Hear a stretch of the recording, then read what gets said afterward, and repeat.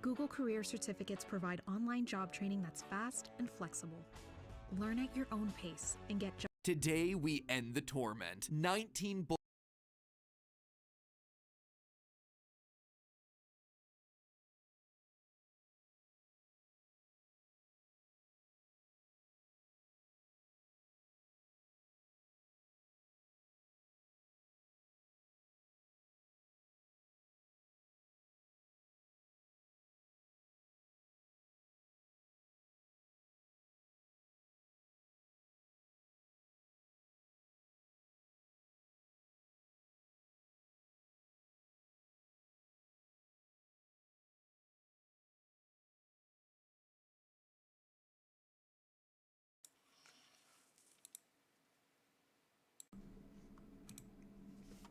Hello, hello, hello. Let's see how that sounds.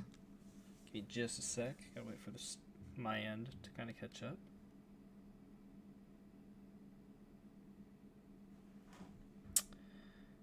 Thought I had this fully ready. Don't know quite what happened, but it's fine.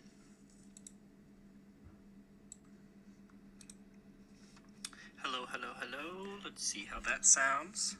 All right, yeah. Just a sec. That is a lot better. My end. Let's see here. Desktop audio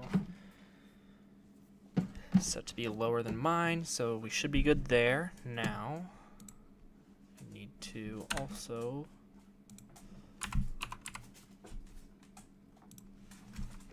gonna be opening this. I mean, my sticky notes need an update. Your notes.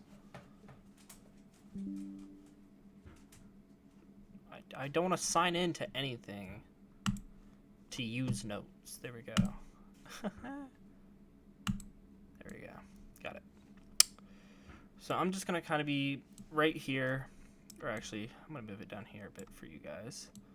Right here, I'm going to be writing down my the key points that he's going to be making in the video.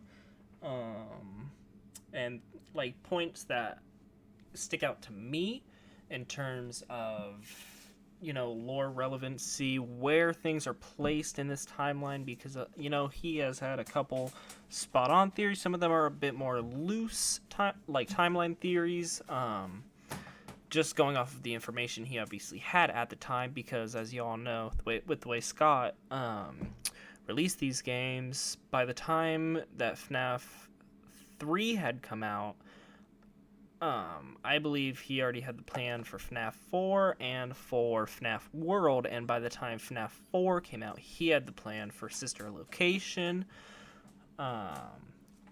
Pizzeria Simulator, and Ultimate Custom Night.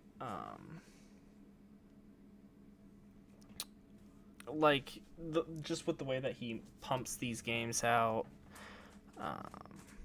Anyway, I'm going off on a tangent right now. Gonna be taking notes, gonna be watching, gonna be reacting. Let's go ahead and get started. Let's see what he has to say. books, 11 games, 8 whole years, all leading to this moment. The ultimate FNAF timeline is finally complete. The pieces are in place for us. Now all we have to do is put this story of tragedy, jealousy, and loss back together.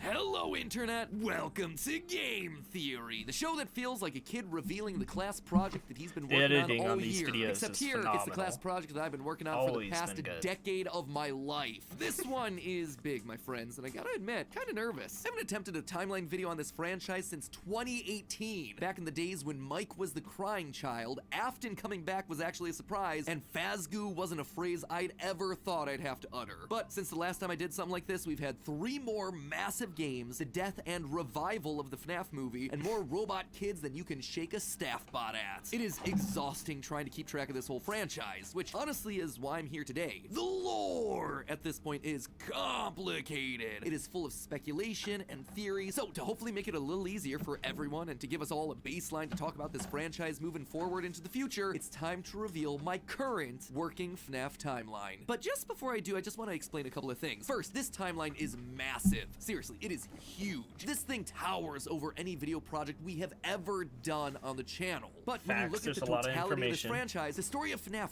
really boils down to the story of one man, William Afton. His successes, his failures, his rise to becoming co-owner of one of the most successful restaurant franchises in the world, and his eventual fall to the monsters he helped to create, only to then be reborn in a new digital form later. That's why I've decided to split this timeline into 3 main chunks: the foundation of Freddy's, how the business started and how it being the Afton era, William's decades-long murder spree, and post-Purple Guy. Basically modern FNAF, everything that happens after the Pizzeria Simulator fire. And because there are lots of new big revelations in this thing that seemingly come out of nowhere, as well as just points I want to talk about further. Alright, so first note is going to be that this timeline is going to be focused around William. That's how he's gonna be structuring this. So I can see this going forward. I know I have a couple thoughts going around where something.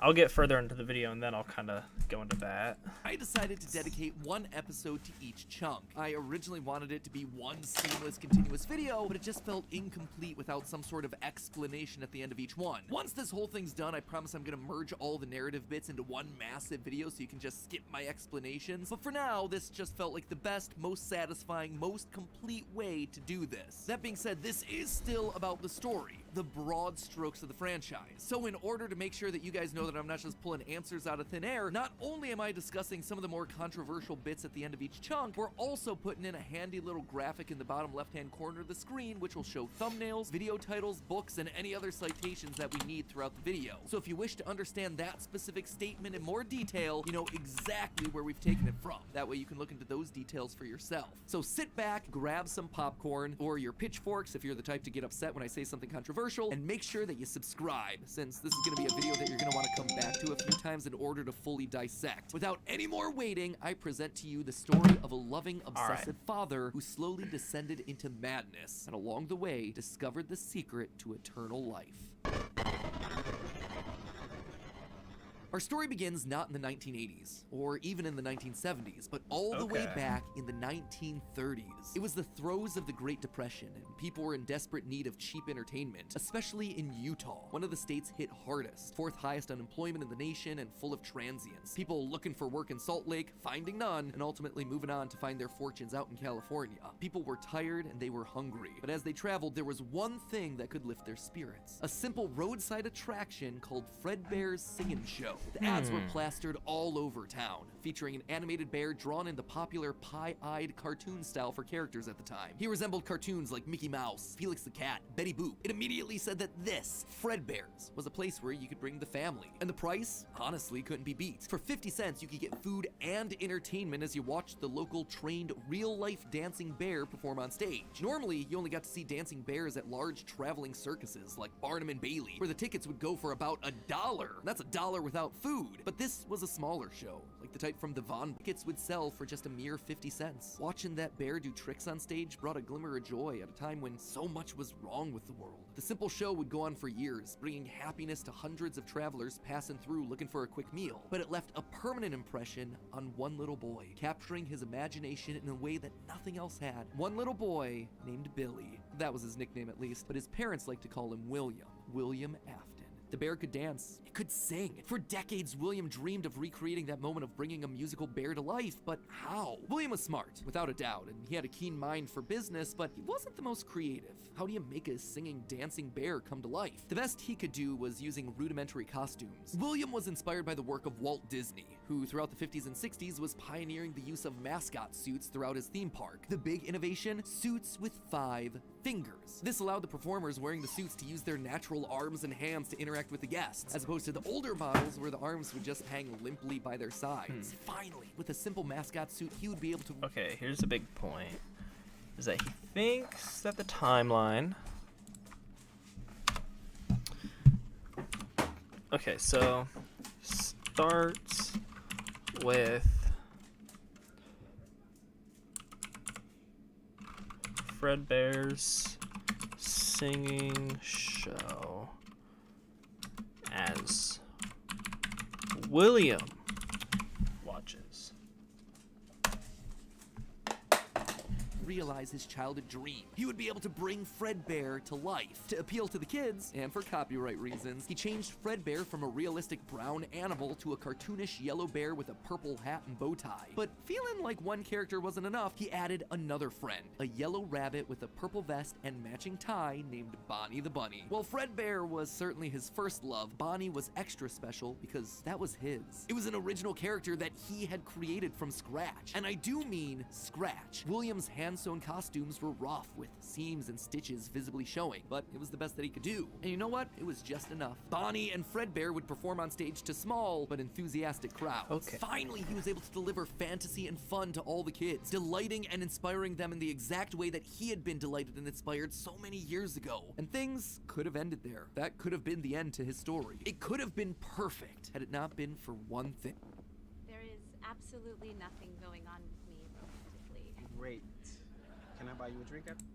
Other people saw the success of his idea and they wanted in. Enter Chica's Party World, a rival restaurant starring performing animal characters. His idea, except they did it better. William may have been the first, but obviously he wasn't the best. It hurt the prideful William Afton to admit it, but this restaurant was able to do the thing that he always wanted to do: make the animals actually come to life. All of the performers in this restaurant were robots, simple metal skeletons that were powered by battery packs, but all of them able to freely turn and talk and dance on their own, no human required. It was like magic that came from the mind of a brilliant creator named Henry Emily. This Henry, in some small way, had been able to harness the power of life itself. Afton admired him. He was jealous, to be sure, but he also looked upon this man with awe. Off to one side of Chica's Party World was a small cabaret stage featuring an elephant magician. On the other, a hippo known to ramble on and on. That one was more of a joke for the parents, but it was the main stage that was for the kids. A rocking band of characters featuring a yellow chicken thing with a southern drawl named Chica, backed by a band of other country-themed characters, including a pig with a banjo, an upbeat frog from the local swimming hole, and a brown bear with a heavy southern accent.